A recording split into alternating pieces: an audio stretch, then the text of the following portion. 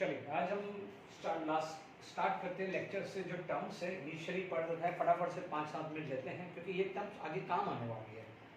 No doubt आप लोगों ने 11th स्टैंडर्ड में एटॉमिक स्ट्रक्चर में पढ़ा होगा, ठीक है।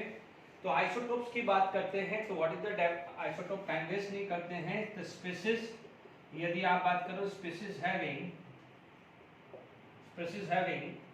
है ना सेम एटॉमिक नंबर, या आप बोल सकते हो एटॉमिक नंबर को नंबर ऑफ प्रोटॉन भी बोल सकते हैं। Species having same atomic number but different mass number, क्योंकि आगे मैं अभी ग्रुप डिस्प्लेसमेंट लॉ पढ़ाऊंगा तो वहां पर बोलेंगे कि parent and daughter element are isotope से या आइसोबार है, तो ये क्वेश्चंस आने वाले हैं, तो ध्यान दीजिएगा। Species having same atomic number but different mass number is known as isotope, ठीक है। नो डाउट इनिशियल क्लास में भी पढ़ा हुआ है तो फटाफट से हमने कर लिया है। एग्जाम्पल कोई भी ले लीजिए, 16.8O, 17.8O है ना, 18.8O, ठीक है। ध्यान दीजिएगा मास नंबर डिफरेंट है और एटॉमिक नंबर सेम है। अब आप देखिए यहाँ पर नेक्स्ट जो डेफिनेशन जो आ जाती है वो आ जाती है आइसोबार की, ठीक है। आइसोबार जस्ट उल्टा हो जाता है। इसमें बोला जाता है कि species having same mass number but different atomic number, ठीक है। इसमें यदि आप एग्जांपल्स की बात करें तो आप देख लीजिए, कोई भी ले लीजिए, लाइक आर्गन ले लीजिए 14-18 लिया है, कैल्शियम ले लीजिए 40-20 ले लिया है, ठीक है ना। तो these two are isobar with each other, all these are isotope with each other. तो आई होप यहाँ तक समझ में आ गया। ये टर्म्स जो है वो काफी इंपॉर्टेंट है आगे आने वाले में, ठीक है। इसके बाद हमारे पास आता है isotones. Can you imagine isotones questions पूछे गए हुए हैं जेडब्ल्यू में, एडवांस में भी पूछा गया है कि which of the following is isotones, ठीक है। थर्ड टर्म जो आ जाता है which is known as isotones, इसे बोला जाता है आइसोटोन्स बोला जाता है। तो species having same neutron, species having same number of neutrons, उसे क्या बोलते हैं, आइसोटोन्स बोलते हैं, ठीक है। यदि मान लीजिए यहाँ पर एग्जांपल ले लीजिए, जैसे मान लीजिए 40-18 आर्गन, ठीक है, और आपका ले लीजिए पोटेशियम ले लीजिए 19 और 39 ले लीजिए। Is it clear? I hope शायद हो जाना चाहिए, ठीक है। चेक कर लेते हैं अपन। यहाँ पर प्रोटॉन कितना है 18, यहाँ पर कितना है प्रोटॉन 19, न्यूट्रॉन कितना है 14 माइनस 18 तो 22 आया है, ठीक है। और यहाँ पर 22 आया है और यहाँ आ रहा है 20, तो कुछ न कुछ लोचा है,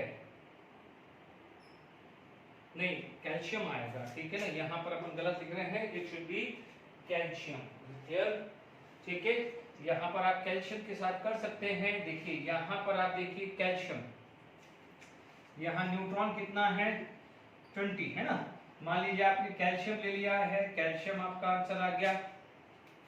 मान लीजिए कैल्शियम ले लिया 40-20 ले लिया, तो यहाँ पर भी कितना आ जाएगा 20। तो ये दोनों क्या हो जाएगा, species having same number of neutron are known as isotopes हो गया है। Is it clear to all of you? Fourth जो आ जाता है उसे बोलते हैं आइसोस्टर। आइसोस्टर्स है, आइसोस्टर आई थिंक स्टर नहीं होता, मैंने आइसोस्टर को आइसोस्टर लिख दिया है, ठीक है। आइसोस्टर है ना, स्टर लिख दिया मैंने, ठीक है। अब आप देखो आइसोस्टर्स के अंदर क्या होता है, ये ध्यान रखना, species having same number of electron and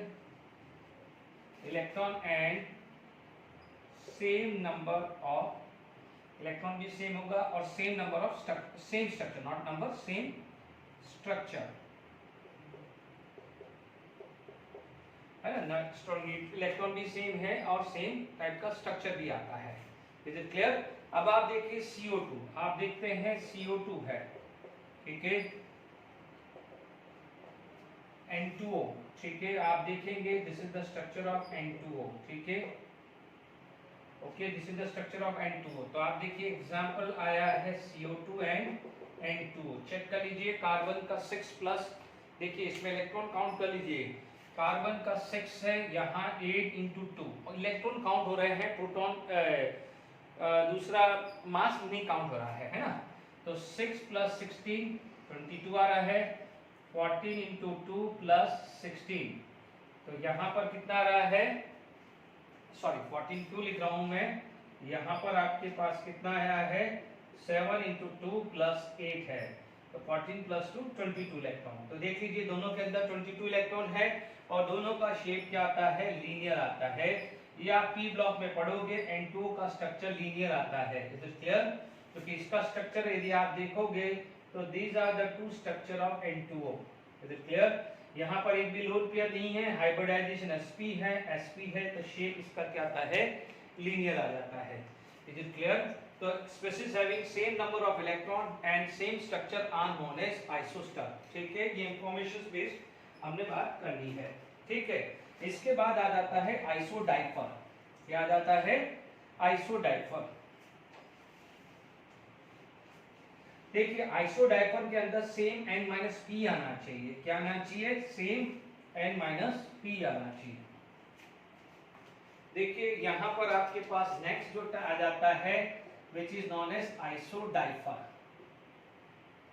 ठीक है। तो आप बोलोगे आइसोडाइफर के अंदर स्पीसीज हैविंग सेम n-p, तो आइसोडाइफर में क्या आ जाएगा, स्पीसीज हैविंग सेम n-p, है ना, n-p भी ले सकते हैं या n-z भी ले सकते हैं, because z is atomic number and atomic number is number of electron या नंबर ऑफ प्रोटॉन भी बोलते हैं, ठीक है। मान लीजिए यहाँ पर कोई एग्जांपल ले लिया, यूरेनियम 23592, ठीक है, यहाँ पर आप ले लीजिए थोरियम का ले लीजिए 90, ठीक है, तो कौन सा लाएगा, देखिए n-p, यहाँ न्यूट्रॉन प्रोटॉन, ठीक है, 23592, तो ये लगभग आएगा 143, इन दोनों का n-p जो आएगा, ये शायद मेरे हिसाब से एक बार 231 वाला लेके देखते हैं, तो यहाँ पर प्रोटॉन 90 आएगा और यहाँ पर आएगा 141, ठीक है, हाँ यस आ रहा है, n-p यहाँ देखेंगे तो 1 और 51 आ रहा है, और यहाँ पर भी n-p कितना आ रहा है, 51 आ रहा है, इज इट क्लियर? तो आइसोडाइफर स्पेसिस हैविंग सेम n-p। तो ये छोटा सा 5-10 मिनट का था रिवीजन, मैंने करवा दिया है, डन। अब आप देखिए यहाँ पर देखें कि मान लीजिए कोई भी डिसइंटीग्रेशन हो रहा है ना, लास्ट लेक्चर के अंदर हमने डिसइंटीग्रेशन की बात करी थी, ठीक है, कौन कौन सा डिसइंटीग्रेशन पढ़ा था, हमने पढ़ा था यदि n/p ratio are not in a range, if it is greater तो बीटा एमिशन हो रहा है, और if it is less than तो अल्फा एमिशन हो रहा है, या पॉजिट्रॉन एमिशन हो रहा है, या के इलेक्ट्रॉन कैप्चर। मोस्टली जाता है आपका 2 टाइप का ही आता है, ठीक है। यदि मान लीजिए यहाँ पर डिसइंटीग्रेशन हो रहा है, या मान लीजिए थ्योरी ऑफ डिसइंटीग्रेशन, फिर मैं ग्रुप डिस्प्लेसमेंट ले रहा हूँ, थ्योरी ऑफ डिसइंटीग्रेशन या ग्रुप डिस्प्लेसमेंट ही लिख लेते हैं, वो तो स्टेटमेंट है, थ्योरी ऑफ या ग्रुप डिसइंटीग्रेशन, है ना। यदि आप बात करते हैं तो देखिए समझिएगा, इसमें यदि आपका यहाँ पर 2 टाइप का डिसइंटीग्रेशन हो रहा है, पहला मान लीजिए अल्फा एमिशन हो रहा है, अल्फा एमिशन है, और मान लीजिए यहाँ पर आपका बीटा एमिशन है, इसके बाद में एक्चुअली यही ग्रुप डिस्प्लेसमेंट है। आप देख लीजिए कोई भी एलिमेंट है, A है और ये B में कन्वर्ट हो रहा है, और मान लीजिए ये C है और ये D में कन्वर्ट हो रहा है, this is consider as a parent element, this is consider as a daughter element, है ना। मान लीजिए यहाँ पर ये X है और ये Y है, मान लीजिए यहाँ से हीलियम न्यूक्लियस निकलता है, अल्फा एमिशन का मतलब क्या हुआ, हीलियम न्यूक्लियस, तो यहाँ पर आ जाएगा X-4 और ये आ जाएगा Y-2 आ जाएगा, जबकि यहाँ पर मान लीजिए इसको A और B ले लिया, और यहाँ पर मान लीजिए बीटा रे निकलता है, तो इसमें तो A आएगा और this is going to be convert into B+1, क्योंकि देखिए this plus this should be this and this plus this should be this, okay, and this plus this should be this and this plus this should be this, ठीक है। अब आप देखिए कई बार जैसे ये आपके पास आया है तो आप देख लीजिएगा यहाँ पर क्या बोलेगा, C and D are क्या है, same mass number but different atomic number, ठीक है। तो C and D are known as isobar. तो कई बार ये क्वेश्चन भी आ सकता है कि जब आपका एमिशंस होता है बीटा पार्टिकल, चलिए मैंने यहाँ पर एक दिया है, आगे आप देखेंगे कि दो बीटा पार्टिकल निकले या एक अल्फा निकला या 3 निकला, तो ए और बी क्या बनेगा, इस टाइप के क्वेश्चंस भी आपको देखने को मिलेंगे। तो यहाँ पर एक थ्योरी ऑफ डिसइंटीग्रेशंस में पढ़ा है या एमिशंस में पढ़ा है कि दो चीज आ जाती है कि बीटा अल्फा एमिशन होगा तो क्या होगा।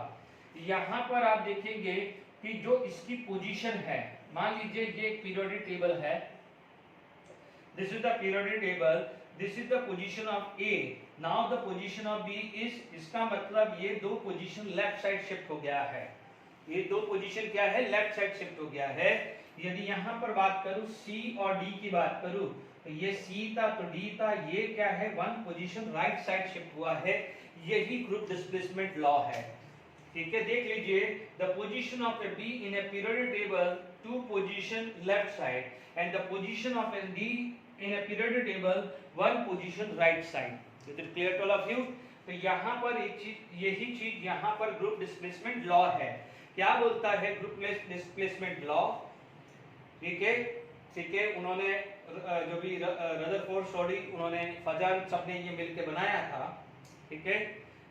जो भी था डिस्प्लेस में ये बोला जाता है कि there is a emission of one alpha particle, the position of a daughter element, the position of a daughter element is two position left of parent element, whereas emission of one beta particle, then the position of a daughter element is one position right to the parent element. This is known as group displacement law है। ये group displacement law मैंने समझा दिया है, इसको मैं एक statement लेके एक दो एग्जांपल्स हम करते हैं, ओके।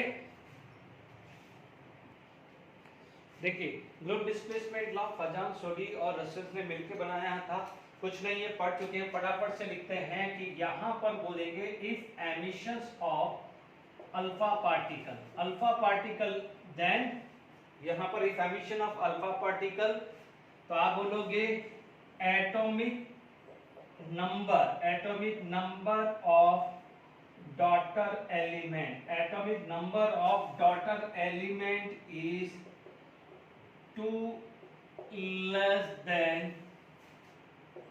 पेरेंट एलिमेंट, ठीक है, and its position is, sorry, its position is its position 2 less than two position left side, two position 2 at left side of parent element, ठीक है ना, सिंपल डेफिनेशन है, ठीक है। यहां पर आ गया है, यदि क्या होगा, यहां पर हुआ if emissions of beta particle, यदि यहां पर बीटा पार्टिकल आ जाएगा, atomic number of daughter element, atomic number of daughter element is 1 greater than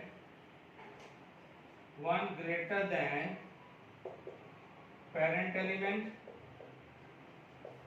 1 greater than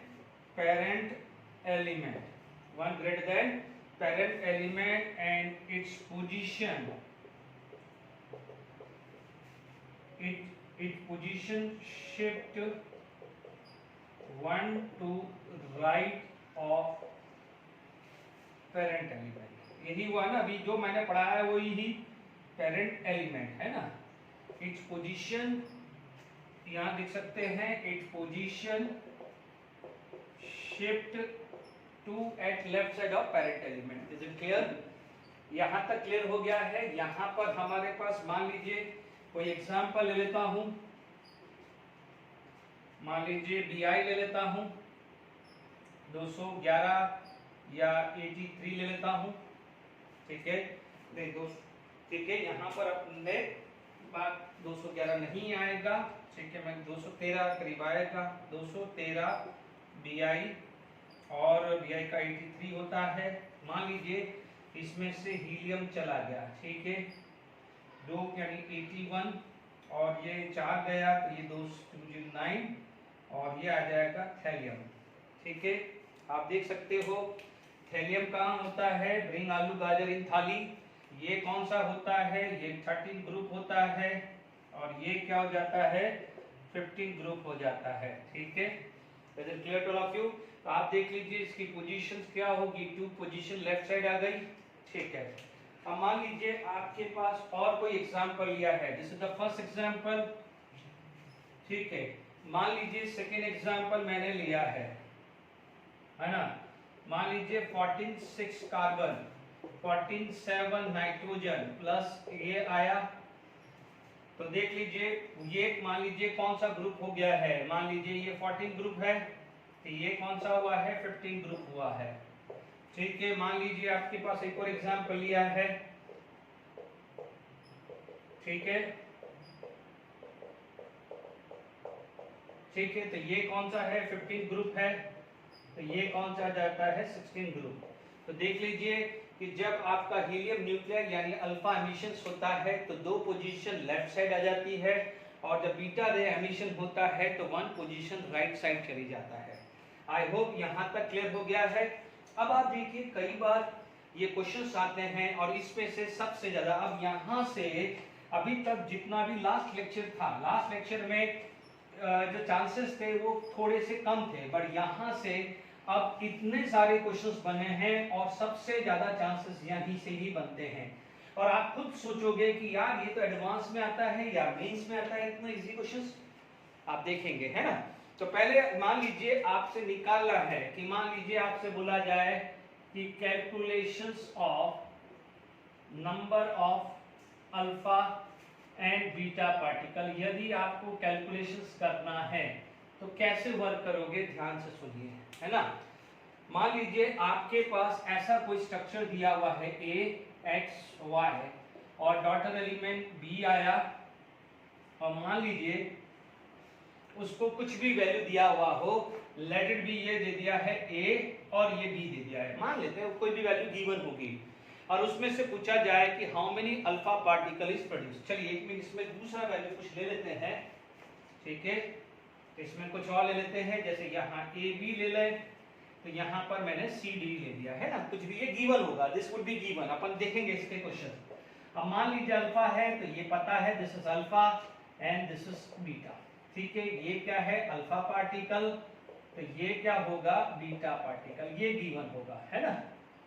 आपसे पूछा जाएगा क्वेश्चन ऐसे नंबर ऑफ टाइम आया, मैं अभी कराऊंगा पहले। तो देखिए यहाँ पर आपसे बोला गया है कि x number of alpha particle है और y बीटा पार्टिकल मान लेता हूँ। आप एक ही चीज ध्यान रखना है कि summation of LH should be equal to summation of RH, यही आपको लगाना है। तो देखिए यहाँ पर आपके पास A LHS पे है तो ये C आ गया है प्लस 4x आ गया है और y इंटू 0, ये तो 0 ही आना है, तो it implies that x is equal to a minus c by 4 आया। तो सबसे पहले आप x ऐसे निकालोगे, दूसरा जो है ये आ जाइए b is equal to d plus 2x minus y, x you know, इससे आपको y निकालना है, ठीक है। तो आप क्या हो जाएगा फाइंड y कर दीजिएगा, डन, ठीक है। ऐसे न्यूमेरिकल्स अपन करेंगे क्योंकि x की वैल्यू पता चल गई, we can put this value here and find out the value of y, ठीक है। अब हमारे पास जो भी है अब हम इस पे क्वेश्चंस करते हैं, डन। चलिए calculate number of alpha beta particle in following and ये एक्सरसाइज फटाफट हम करते हैं। देखिए यहाँ पर आपके पास क्या हो जाएगा, this is x by 4 2 EHE plus y 0 minus 3, ठीक है, सबसे पहले सॉल्व कर देते हैं फर्स्ट वन को, यानी 234 माइनस 206। तो x की वैल्यू क्या हो जाएगी, 234 माइनस 206 डिवाइडेड बाई 4 आ जाएगा। देख लीजिए यही हुआ है, या कि पहला क्वेश्चन है तो आप ऐसा लिख सकते हैं, फर्स्ट टाइम क्वेश्चन कर रहे हैं तो आप लिख लीजिए 234 इक्वल टू 206 प्लस 4x। दूसरी क्वेश्चन बन जाएगी 90 equal to 82 plus 2x minus y हो जाएगी। डन। अब आप देखिए यहाँ पर अभी मैं ये क्वेश्चन करा रहा हूँ, इसके बाद फिर जेडब्ल्यू के क्वेश्चन कराऊंगा। अब आप देखिए 234 माइनस 206, ये आपका वैल्यू कितना आ रहा है, 8 और 28 आ रहा है। I hope 28 equal to 4x, तो x की वैल्यू आ रही है 7। x की वैल्यू आपको 7 आ रही है, वो x की वैल्यू यहाँ रखोगे। This is first equation. Second equation, तो 90 is equal to 82 plus 40 minus y। x की जगह मैंने 7 रख दिया है, y कितना हो गया है 14 प्लस 82, ये आया 96, तो y की वैल्यू कितनी आ रही है 6। तो यानी पहले वाले केस में x equal to 7 and y 6 हुआ। तो यहाँ पर क्या जाएगा, आपके पास अल्फा क्या हुआ 7 और अल्फा 7 हुआ, तो बीटा कितना आ गया है 6 आ गया है। ठीक है, इसी तरह से हम आगे बात कर सकते हैं। तो ये कितना आ जाएगा 234 यहाँ पर देखिए, यहाँ पर मैं डायरेक्टली कर देता हूँ x 234 माइनस 218/4 है ना। यहाँ पर आ गया है 234 और 18, तो ये आ गया है 16/4। 4 आ रहा है कि नहीं आ रहा है। अब आप देखिए 90 equal to 84 plus 8 minus y, यही आ रहा है। तो y की वैल्यू कितनी आ जाएगी 2 आ जाएगी, y की वैल्यू क्या हो जाएगी 2 आएगी। तो y एंड 2 आ गया है, ये क्या है 4 एंड 2 आ गया है। चेक कर लीजिए यहाँ पर 238 माइनस 8, तो ये आ रहा है 30/4, यहाँ कहीं लोचा है, तो या तो ये 36 आएगा तो ही आएगा, 236 होगा तभी आएगा, या 206 कर देते हैं इसको, है ना। 238 है तो यहाँ 206 कर देते हैं।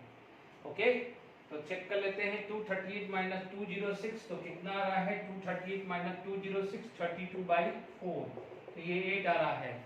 आई होप अब तो समझ में आएगा, दिस माइनस दिस बाय 4 आ जाता है। अब ये देख लीजिए नीचे वाला क्या हुआ 92 is equal to 22 minus 16 plus 16 minus y, कितना आ जाएगा y की वैल्यू 6 आ जाएगी। y की वैल्यू क्या हो जाएगी 6 आ रही है। तो यहाँ पर 8 एंड 6 बिल्कुल सिंपल कैलकुलेशन है, इसलिए मैं फटाफट से सॉल्व कर रहा हूँ। देखिए 232 माइनस 208, ये कितना आ रहा है 24 आ रहा है, सॉरी नॉट 14 24। तो x की वैल्यू क्या होगी 24/4, तो ये आ रही है 6। ठीक है, नीचे वाला क्या हुआ है 90 is equal to 82 plus 2 into 6 12 minus y। बच्चों मैं डायरेक्टली कर रहा हूँ तो आपको समझ में आ गया होगा, पहले सिखा दिया है LHS इक्वल टू RHS, इसलिए फटाफट कैलकुलेशंस कर रहा हूँ, टाइम वेस्ट नहीं कर रहा हूँ।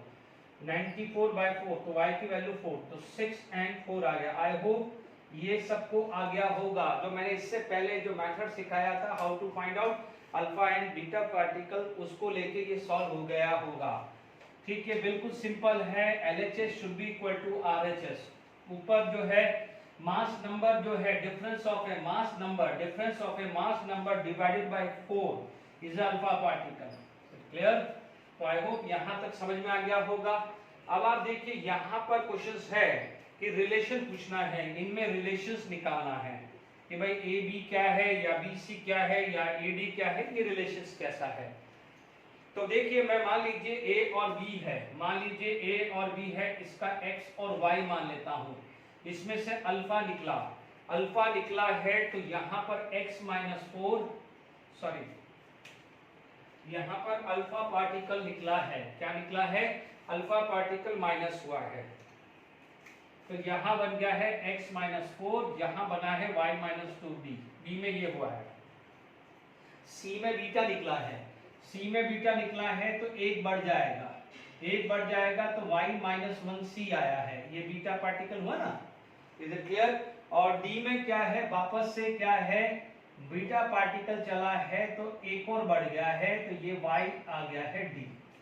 ठीक है, तो आप देख सकते हैं ए और डी के अंदर मास नंबर सेम है, ए और डी में एटॉमिक नंबर सेम है बट डिफरेंट मास नंबर है। तो आप क्या बोलोगे, A and D is isotopes. A और डी क्या हो जाएगा, आइसोटोप्स हो जाएगा। Is it clear to all of you, है ना? And B and C and D ये सब क्या हो जाएंगे, आइसोबार हो जाएंगे। Is it clear? ये ऐसे क्वेश्चंस बने जाएंगे, है ना? देख लीजिए, इन सब का मास नंबर सेम है बट एटॉमिक नंबर डिफरेंट है, इसलिए B and C and D ये तीनों आपस में क्या हो जाएंगे, आइसोबार। ऑप्शंस कुछ भी आ सकता है, जबकि ए और डी क्या है, आइसोटोप। तो अब समझ में आ गया है कि मैंने आइसोटोप आइसोबार शुरू में ही इस लेक्चर में क्यों रिवाइज कराया है, क्योंकि ये रिलेवेंट क्वेश्चंस आएंगे। डन? तो आपको यहाँ तक समझ में आ गया है कि how to do this things. ठीक है, यहाँ तक क्लियर हो गया कि कैसे काम करना है आइसोटोप आइसोबार पे।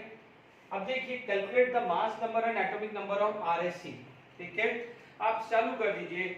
यहाँ 226 है, इसमें से अल्फा चला गया और 88 है ना, 88 है, अल्फा चला गया तो ये कितना गया है, 222 और 84 बचेगा। अल्फा का मतलब 4 और 2 जाएगा बच्चों। अब एक और अल्फा चला तो 4 और कम कर दीजिए तो ये 218 हो जाएगा, तो ये यहाँ पर 2 कम हो जाएगा तो 82 आएगा। ठीक है, तो ये कम, ये यहाँ गया, ये यहाँ तक आ गया। RA ये हो जाएगा और RN ये हो जाएगा। This is RN, this is RA हुआ है। Is it clear? अब देखिए, एक और अल्फा निकला है तो 214 और 80 ये आ गया है, RAB आ गया है। ठीक है, अब बीटा निकला है, इसमें बीटा निकला है तो 214 और ये बन जाएगा 81 RAC। ठीक है, आपसे पूछा जाए मास RAC का है ना, RAC इसका मास नंबर पूछा तो 214। ठीक है, एटॉमिक नंबर पूछा या पूछा नंबर ऑफ प्रोटॉन पूछा तो क्या बोलोगे, दिस इज 81। बट यहाँ पर एक और क्वेश्चन ऐड कर रहा हूँ, नंबर ऑफ न्यूट्रॉन।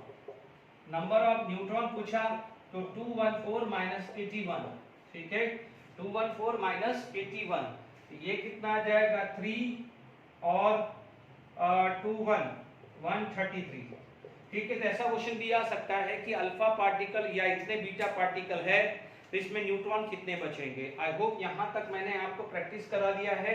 अब प्रीवियस ईयर के क्वेश्चन इस पे बेस लेते हैं, कुछ मैं अभी कराऊंगा, कुछ असाइनमेंट्स में दूंगा। Is it clear? देखिए, यहाँ पर आपके पास है IIT सबसे रिसेंट एक क्वेश्चन लाया हूँ, JEE एडवांस 2019 का। X1, X2, X3 और X4 आर पार्टिकल या radiation emitted by respective isotopes. ठीक है ना, यहाँ पर देख लीजिए आइसोटोप्स है। ठीक है, X1, X2, X3, X4 है ना। तो यहाँ पर अपने पास जैसे ये X1 हुआ, ये X2 हुआ, ये X3 हुआ और ये X4 है। अब देखिए, यहाँ पर अपने पास कितना है, 234। आप देखते रहिए, ये 234 कितने का डिक्रीज हुआ, 4 का डिक्रीज हुआ और ये भी 2 का डिक्रीज हुआ। इसका मतलब X1 हुआ क्या, X1 क्या हुआ है, अल्फा पार्टिकल, या 234 से 234 ही रहा बट 90 से 91 एक इंक्रीज हुआ है, तो ये क्या हुआ है, बीटा पार्टिकल। 91 देखिए, यहाँ पर 234 है। ठीक है, समझिएगा, यहाँ पर ये X3 जो है ये आपके पास Z आया है कि इसने ऐसा दिया है, X4 यहाँ पर है तो डेफिनेटली यहाँ पर कुछ ना कुछ आएगा, तो यानी X3 कुछ नहीं दिया है तो आपके पास देखिए 234 और यहाँ पर X3, यदि यहाँ पर आपके पास देखिए ये 90 है, समझिएगा ये 90 है और कुछ न कुछ एमिट हो रहा है, गलती नहीं होना चाहिए, ये एमिट हो रहा है, ये 90 ये 91, तो यहाँ पर कुछ न कुछ होगा, तो या तो ये 91 होना चाहिए तो ही पॉसिबल है। ठीक है, अब आप देखिए यहाँ पर आपके पास या तो ये 91 हो तभी पॉसिबल है, 91 हो तो पॉसिबल है, या फिर आप क्या कर सकते हो, यहाँ पर आप जरा करेक्शन कर लीजिएगा, ये 230 होगा तभी पॉसिबल है, क्योंकि देखिए 1991 हुआ, ठीक है। यदि ये दूसरी चीज क्या है, यहाँ पर 4 का डिफरेंस आ रहा है, तो डेफिनेटली यहाँ पर यदि 4 का डिफरेंस आ रहा है तो यहाँ पर 2 का डिफरेंस होगा, तभी आप इसको अल्फा रे बोल सकते हैं, ठीक है। यहाँ पर ध्यान दीजिएगा, तो ये वैल्यू यहाँ पर होनी क्या चाहिए, 92, दिस शुड बी 92। तो ये x3 भी क्या हुआ है, बीटा पार्टिकल, ये करेक्शन हो जाएगा। तो आप देख लीजिए x1 x2 x3 x4, ये अल्फा, ये बीटा और ये अल्फा, बिल्कुल आसान है ना। अभी क्वेश्चन तो अपन ने देखा ही नहीं क्या क्या है, ठीक है ना। यहाँ ये गिवन नहीं था, ध्यान दीजिएगा, ये गिवन नहीं था क्वेश्चन में, ये 234, ये 230 और 90 और ये एब्सेंट था, वो तो हमें दिमाग लगा के करना है। आप देख लीजिए, मैं वापस इस चीज को रब कर रहा हूँ, ये 90 था, ठीक है। तो आप देख लीजिए यहाँ पर हमें पता नहीं था, यहाँ से तो पता चल गया, यहाँ पर ये नहीं दिया था बट ये दिया था। तो इतना लॉजिक लगाएंगे कि यदि मास नंबर 4 कम कब होगा, जब आप अल्फा निकालोगे, इसका मतलब यहाँ पर 92 होना चाहिए, यानी हम अज्यूम करके चलेंगे कि यहाँ पर 92 होगा तभी हीलियम ये अल्फा रे बोल सकते हैं। अब 91 से 92 है तो इसका मतलब ये बीटा है, ठीक है ना। तो ध्यान दीजिएगा, अब आपके पास क्वेश्चंस करते हैं, Z is an isotope of uranium, Z ढूंढो, ये रहा Z, ये दोनों का 92 है, यस 92 है, तो ये आपका ऑप्शन राइट हो गया है। X2 is a beta particle, yes, X2 is a beta particle, X1 will deflected toward negatively charged, X1 क्या है, अल्फा, इसका चार्ज होता है +2, yes, it can be deflected toward negatively charged, toward negative charge की तरफ जाएगा ना, because it is helium nuclei। अब आप देखो X3 is a gamma ray, नहीं, X3 is a gamma ray, ये रॉन्ग है, तो राइट आंसर 1 2 3 आ जाएगा। ध्यान दीजिएगा, कई बार यदि यही क्वेश्चन, यदि यही चीज 234 और 91 Pa और 234 और किसी तरह से भी ये 91 होता Z, ठीक है ना, जैसे मैं पहले कर रहा था, तो ये गामा हो जाता। ध्यान दीजिएगा, gamma ray it is because of energy difference, जो न्यूक्लियस एटम के अंदर या न्यूक्लियस के अंदर जो एनर्जी डिफरेंस आ रहा है उसकी वजह से गामा रे निकलता है। ध्यान दीजिएगा, is it clear to all of you, ठीक है। अब आप देखिए यहाँ पर ये क्वेश्चन कर लिया है हमने। कई बार आप लोगों को इस तरह का भी ट्रांसफॉर्मेशंस दिया जाता है, मैं और एक दो क्वेश्चंस कराता हूं जो प्रीवियस ईयर के हैं। कुछ इस तरह के ट्रांसफॉर्मेशंस भी होते हैं जिसे बोला जाता है न्यूट्रॉन एमिशंस या अल्फा पार्टिकल। ये जनरली न्यूक्लियर फ्यूजन या फ्यूजन रिएक्शंस होती है, वहां पर बात होती है। मैं जो बात कर रहा हूं वो न्यूक्लियर फ्यूजन रिएक्शंस के टाइम होती है, ठीक है। जब मैं nuclear fusion most probably next lecture में बताऊंगा, तब बताऊंगा, है ना। तो जैसे ये भी कई बार आप देखना कभी कर रहे हो, तो न्यूक्लियर ट्रांसफॉर्मेशन कैसे होता है वो भी देख लीजिए। जैसे मान लीजिए आपके पास कोई न्यूक्लियस है A, ठीक है, मान लीजिए A है और मान लीजिए यहाँ पर उसका मास नंबर X है और ये Y है, ठीक है। आप बोलते हो कि यहाँ पर ये X प्लस X माइनस कर दूं मैं। मान लीजिए आप बोलते हो कि यहाँ पर कुछ चीज स्ट्राइक हुई है, ठीक है, यहाँ पर कोई चीज स्ट्राइक हुई है और इसकी वजह से यहाँ पर ऐसा हो गया है और बाय निकला है। ये जनरली आपको न्यूक्लियर फिजन और फ्यूजन रिएक्शंस में दिखेगा, मैं एक्सप्लेन करूंगा, ठीक है ना। क्योंकि अभी क्या है, वो चीज आ रही है तो मैं इस हिसाब से बात करूं, क्योंकि अभी अपन जो रदरफोर्ड सॉडियम कर रहे हैं ना, इसलिए मैं इसको ये लिया है, नहीं तो अदरवाइज मैं न्यूक्लियर फ्यूजन के टाइम लेता। कोई बात नहीं, इसमें कैसे काम करते हैं ध्यान से सुन लीजिए। आपसे पूछा जाएगा कि x और y क्या क्या हो सकता है, x क्या हो सकता है, y क्या हो सकता है। देखिए यहाँ पर अभी तक अपन ने क्या पढ़ा था, एटॉमिक नंबर बढ़ा है, जबकि यहाँ पर क्या चीज बढ़ा है, यहाँ पर क्या हुआ है, एटॉमिक नंबर कम हुआ है, ठीक है। ध्यान से समझ लीजिए, मैंने गलती से लिख दिया है A-1, है ना। बढ़ेगा तो भी बताएंगे, बढ़ेगा तो भी कर सकता हूं मैं, अभी मैंने घटाने का किया है। इसका मतलब y मेरे पास ये तो क्लियर हो गया कि y के पास दो चांसेस है, या तो मैं क्या करूं इसको ऐसा बना दूं, ये समझ लीजिएगा, ये बहुत इंपॉर्टेंट है कि मान लीजिए मैं गामा रे ले लूं, ठीक है। गामा रे तो क्या होता है, दोनों न्यूट्रल है, 0 0 है, चार्ज भी 0 है, मास भी 0 होता है। गामा रे पास करा दूं और यहाँ पर क्या है न्यूट्रॉन का एमिशन करा दूं। गामा तो क्या होता है 0 0 ही होता है, उससे तो कोई मतलब नहीं। a plus 0 this plus this same है दिस, तो यहाँ यानी यहाँ पर ये पॉसिबिलिटी है, ठीक है। दूसरी पॉसिबिलिटी ये भी है कि मान लीजिए इसके अंदर मान लीजिए प्रोटॉन डालूं, this is known as proton, 11H को बोलते हैं प्रोटॉन, है ना, पॉजिटिव इलेक्ट्रॉन नहीं प्रोटॉन, इसे बोलते हैं प्रोटॉन। और यहां पर आ जाएगा मान लीजिए a माइनस बी, तो यहां पर क्या हो जाएगा 21H, इसको क्या बोलते हैं प्रोटॉन, तो इसको क्या बोलते हैं ड्यूटेरियम, इसे क्या बोलते हैं ड्यूटेरियम। तो ये दो पॉसिबिलिटी है, possibility A and possibility B. तो इस टाइप का भी ट्रांसफॉर्मेशंस होता है, इस ट्रांसफॉर्मेशंस को बोलता है गामा स्ट्राइक हुआ है और न्यूट्रॉन निकला है, स्ट्राइक ऑन हुआ है गामा और न्यूट्रॉन निकला है। यहां पर क्या बोलते हैं प्रोटॉन एंड ड्यूटेरियम, यानी स्ट्राइक हुआ है प्रोटॉन और निकला कौन है ड्यूटेरियम। देख लीजिए a plus 1 a minus 1 plus 2 a plus 1 b plus 1 b plus 1, इस टाइप के ट्रांसफॉर्मेशंस भी पूछे जाते हैं। तो आप ध्यान रखना है ऑप्शंस के हिसाब से हिट एंड ट्रायल करके काम कर लीजिएगा इस टाइप से। जैसे मान लीजिए आपके पास ये ऑप्शन दिया है तो ये रख दो, ये ऑप्शन दिया है तो ये रख दो, और LHS इक्वल टू RHS करके देख लीजिए, ऐसे क्वेश्चंस भी आएंगे, ठीक है। अब हम और एक दो क्वेश्चंस करते हैं।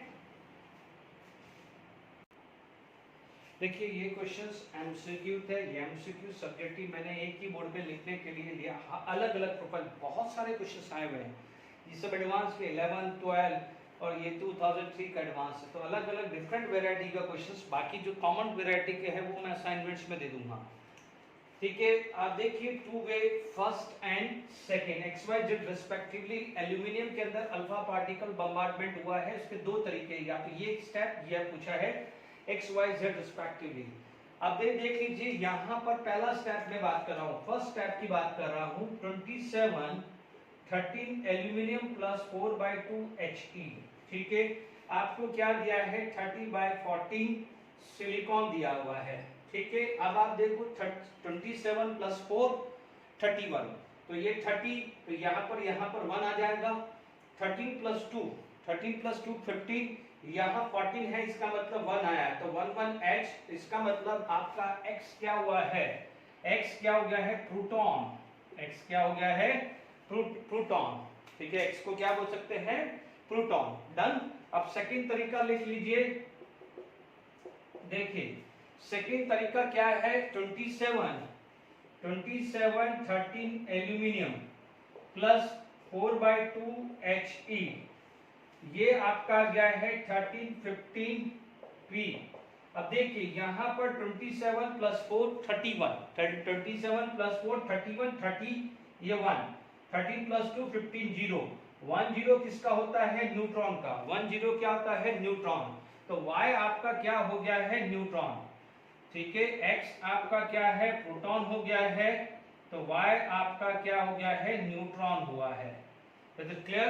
अब आप देखेंगे यहाँ पर ये जो चीज है, ये जो चीज क्लियर हुई है, आगे क्या बन गई है, जिस Z में बन गई है, इसका मतलब this form is going to be convert into 13 14 silicon. तो अब आप देखिए 30 प्लस 1, तो यहाँ पर 1 आना है, 15 प्लस 0 15, तो यहाँ पर 1 आना है, तो ये भी क्या हो जाएगा, Z भी क्या हो जाएगा प्रोटॉन ही होने वाला है। तो X प्रोटॉन हुआ, Y न्यूट्रॉन हुआ, तो Z प्रोटॉन हुआ है। चेक कर लीजिएगा, यहाँ पर 21H होता तो ड्यूटेरियम बोलते हैं, इसको प्रोटॉन की जगह प्रोटोनियम भी बोल सकते हैं। तो ये ध्यान रख लीजिएगा, कितना सिंपल एडवांस 2011 का क्वेश्चन है, तो ध्यान दीजिएगा। यहाँ पर ये क्लियर हो गया है, ठीक है। सॉरी यहाँ पर ये चीज क्लियर हो गया है, अब मैंने यहाँ पर प्लस है, ठीक है। यहां पर एक चीज का और ध्यान रखिएगा, ठीक है, फास्फोरस 31 हुआ है, एक चीज हमेशा ध्यान रखना, सपोज यहाँ पर ये 30 ऐसा होता, ठीक है ना, मोस्ट प्रोबेबली तो यहाँ 31 कर देता हूं मैं, है ना, मान लीजिए 31 है, अज्यूम कर लीजिए 31 होता, यदि 30 होता तो राइट हो गया, 31 होता तो ये हो जाता ऐसा, 31 होता तो ये हो जाता, है ना। तो मैं थोड़ी, यदि ये 31 होता तो आप यहाँ पर क्या लिखते, पॉजिट्रॉन, क्या लिखते, पॉजिट्रॉन।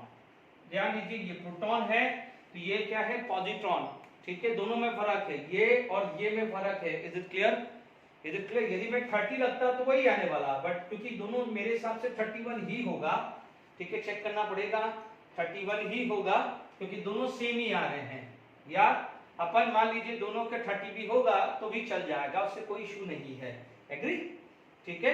यदि यहाँ पर 30 भी होता है तो 11H ही आने वाला है, कोई बात नहीं बच्चों, ठीक है, एग्री, ठीक है। तो यहां तक अपना काम क्लियर हो गया है, ओके। अब हमारे पास नेक्स्ट जो चीज बात करते हैं, ठीक है, एक बार मैं कंफर्म कर लूंगा ये सभी कि क्या था, ठीक है। चलिए, हमारे 2003 का क्वेश्चन से ये बहुत इंटरेस्टिंग क्वेश्चन लगा, इसलिए मैंने लेक्चर में लिया है।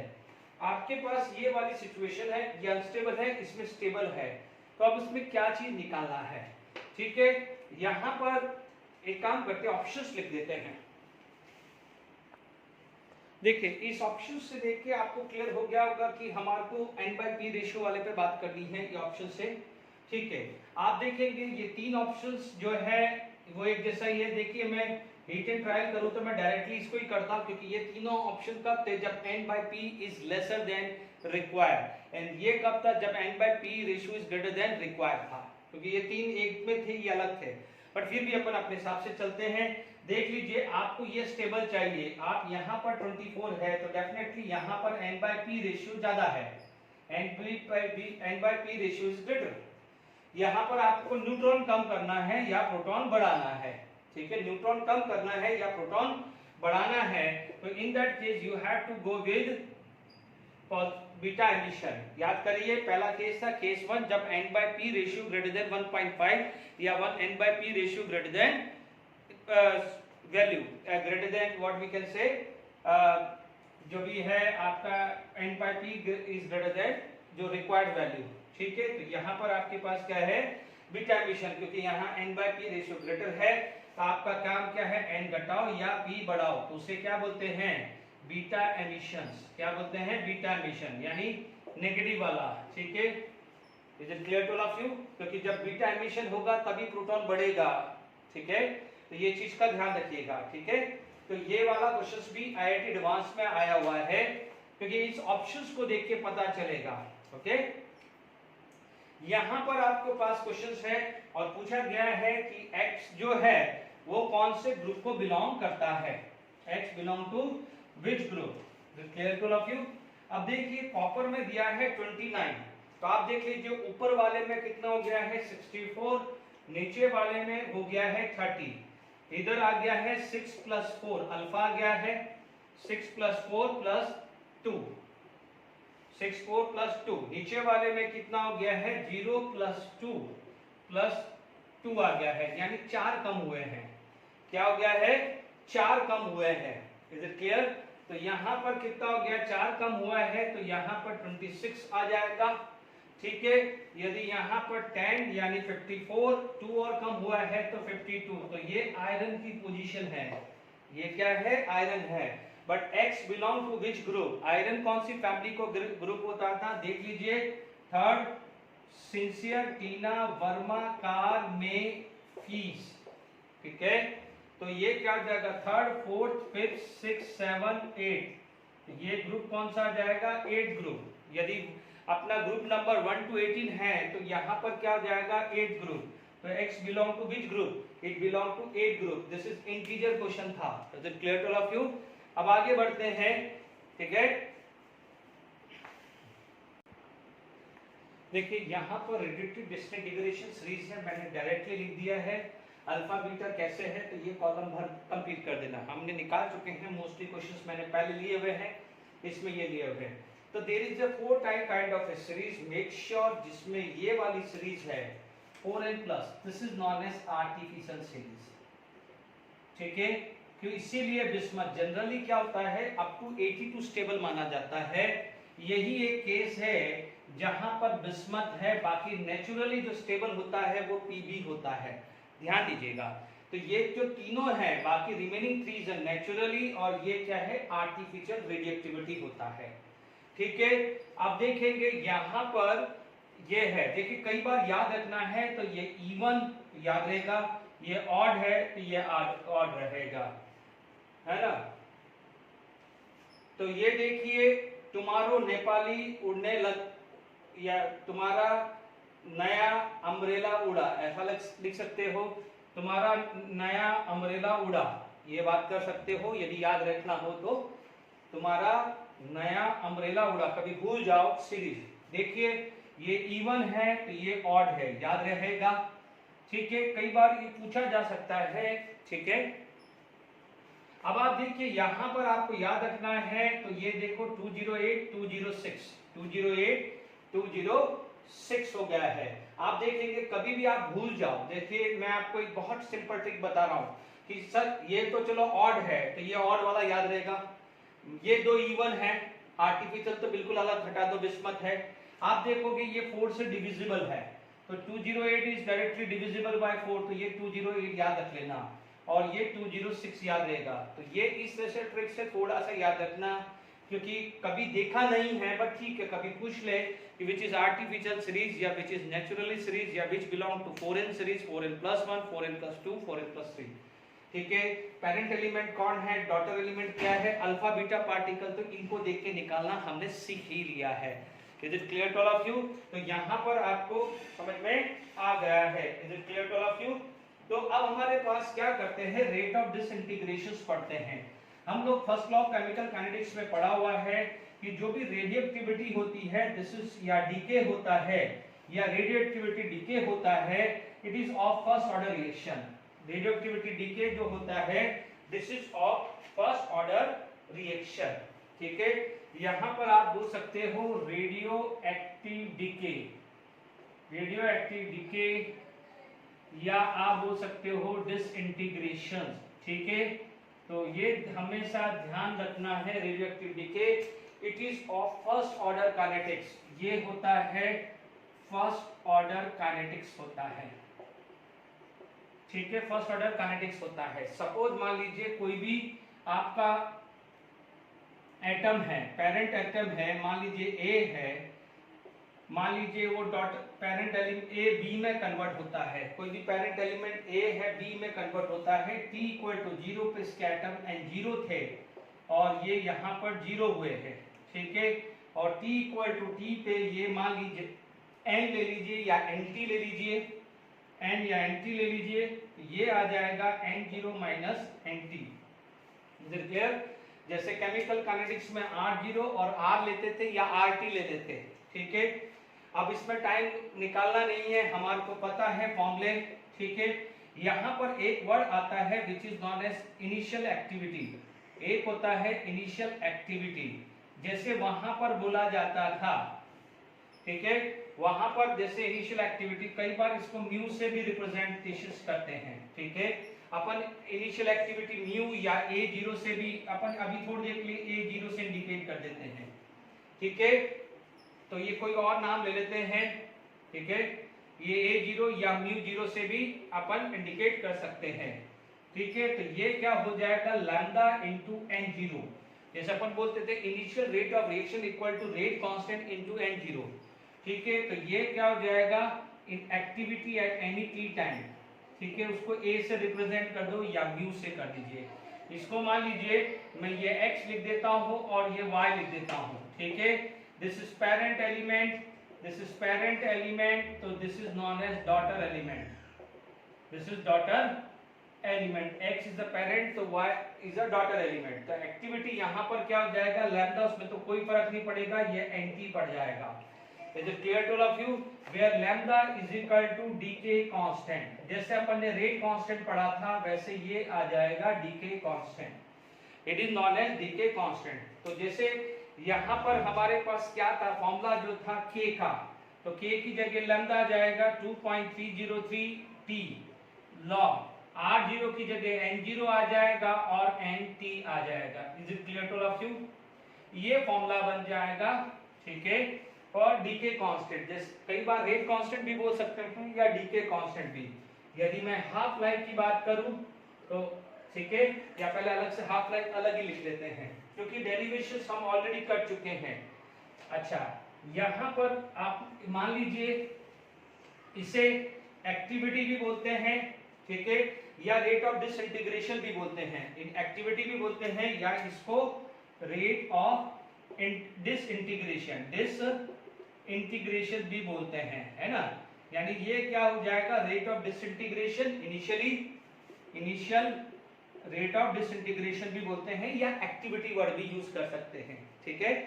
ध्यान दीजिएगा, इसका यूनिट जो आता है ना, मैं इसमें पहले ये कंप्लीट कर लेता हूं, ठीक है। यहां पर आपके पास A0/A, बच्चों में A ले रहा हूं, हो सकता है कई जगह μ0 भी लिखा हुआ हो, तो आप क्या लिखोगे, this is equal to N0/N, यही होगा, ठीक है। दिस रेशियो लो, ये आया N0/N, इसकी यूनिट में अलग से लिख रहा हूं। What is N0? It is the weight initially upon atomic weight into Avogadro number.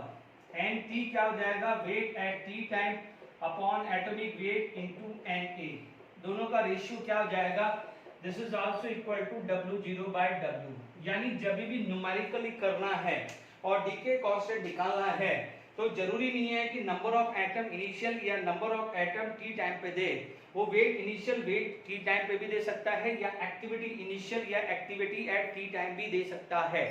तो आप यहाँ पर जैसे ये है, इसके नीचे आप ये लिखेंगे, इज इट क्लियर? आपको रखना यही फॉर्मूले में, सपोज ये दिया हुआ है तो this upon this should be equal to this, यहाँ पर रखा वो वैल्यू यहाँ रखा, वेट दिया हुआ, ऐसे न्यूमेरिकल्स में कराऊंगा, आप बेफिक्र रहिए, पहले समझ लीजिए। W0/W दिया है तो वो आप यहाँ पर रख सकते हैं, इज इट क्लियर? इसी की तरह आपके पास ये क्लियर हो गया है। चलिए, हमारे पास यहाँ पर ये बात आ गई है, जैसे वहां पर रेट ऑफ रिएक्शंस बोलते थे तो यहाँ पर बात करेंगे रेट ऑफ डिसइंटीग्रेशन, ठीक है। तो यहाँ पर हमारे पास बात आ गई है, ठीक है। तो हमारे पास यूनिट की बात करें, ठीक है,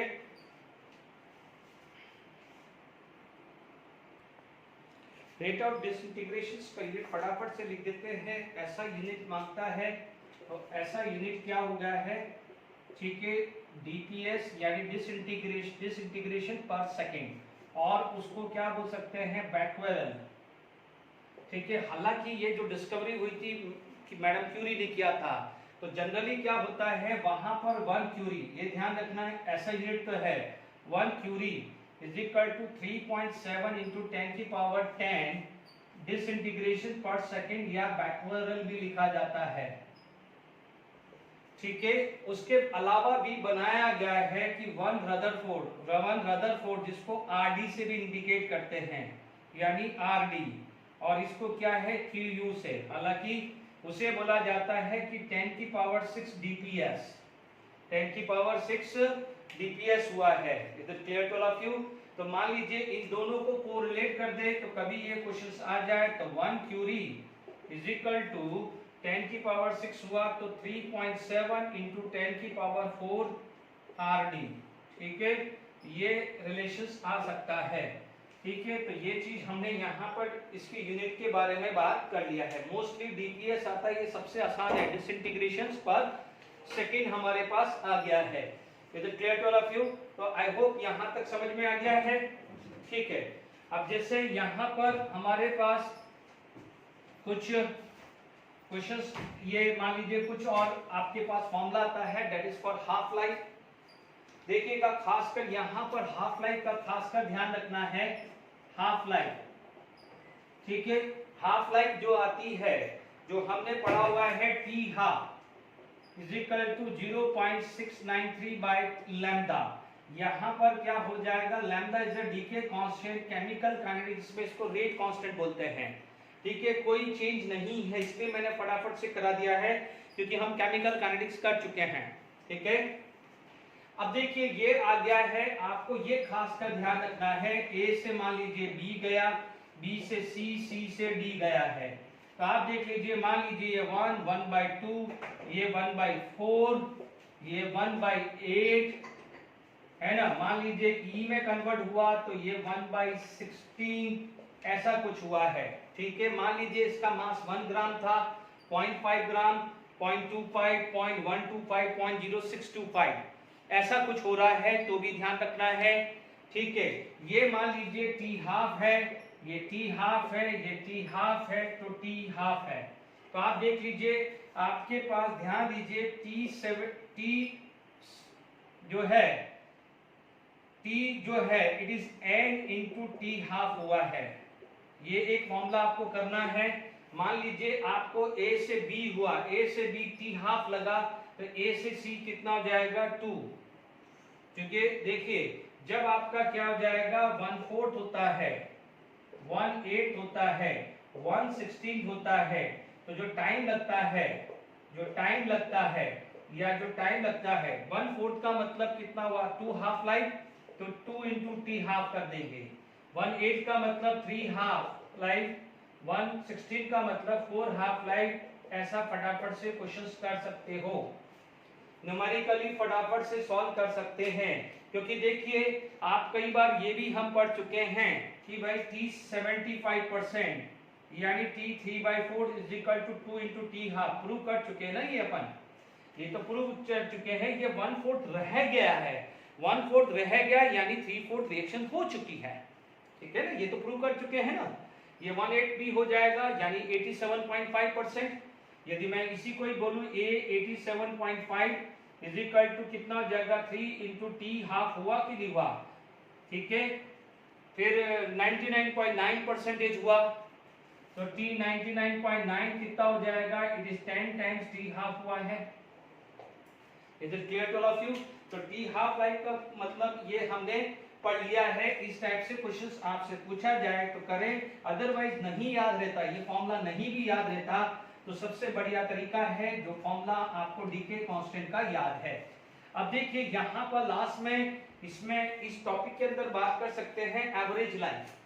यदि एवरेज लाइफ की बात करें तो एवरेज लाइफ जो है, मान लीजिए वो कैपिटल T से डिनोट करते हैं, it is nothing else, it is the reciprocal of decay constant. It is the reciprocal of decay constant हुआ है, डीके कांस्टेंट का रेसिप्रोकल हुआ है।